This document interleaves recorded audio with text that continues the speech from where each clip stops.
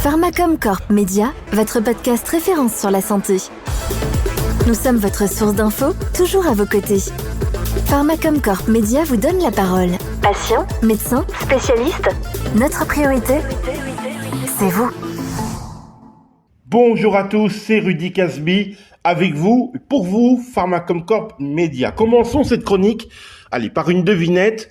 Qu'est-ce qui peut bien valoir $1 milliard en Afrique et auprès de sa diaspora? Alors, à votre avis, je vais vous donner la réponse. Mesdames et messieurs, ce sont vos cheveux, et particulièrement les perruques. Alors, je sais, il y a le camp des pour, des contre, chacun son opinion, on ne va pas refaire la terre ensemble.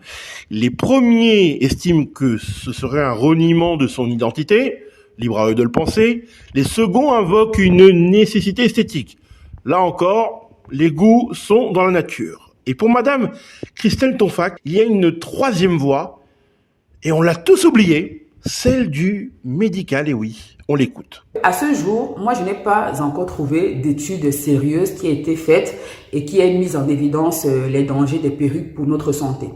En France, et dans beaucoup d'autres pays où la sécurité sociale existe, est-ce que vous savez qu'il y a des perruques qui sont prises en charge par la sécurité sociale chez certaines patientes?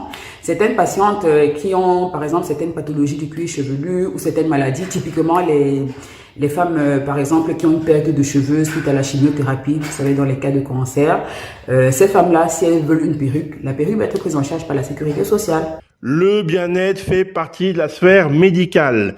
La preuve encore une fois avec Béatrice Golofasso qui est installée à Brazzaville et qui souffre terriblement de ce complexe lié à ses cheveux. Elle avait besoin d'une solution parce que cette situation, elle n'en pouvait plus. Ça remonte de presque 10 ans que j'ai commencé à perdre mes cheveux des devants.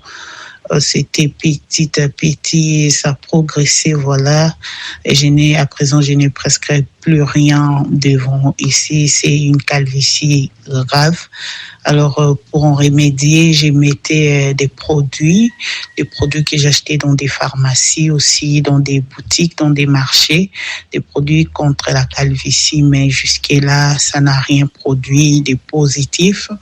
Alors, je suis restée comme ça, figée à mes perruques. Je sors tous les jours avec des perruques, mais je rêve bien retrouver mes cheveux d'antan, parce que derrière, j'ai mes cheveux, mais juste là devant, je manque de cheveux.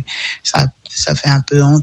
Vous l'aurez compris, chacun a son opinion. En revanche, pour celles et ceux qui veulent porter des perruques, il y a quand même des consignes à respecter, des choses à observer.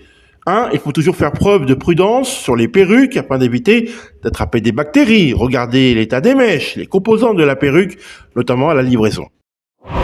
Pharmacom Corp Média, votre podcast référence sur la santé.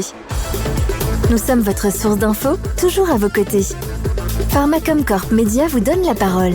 Patients, médecins, spécialistes, notre priorité, c'est vous.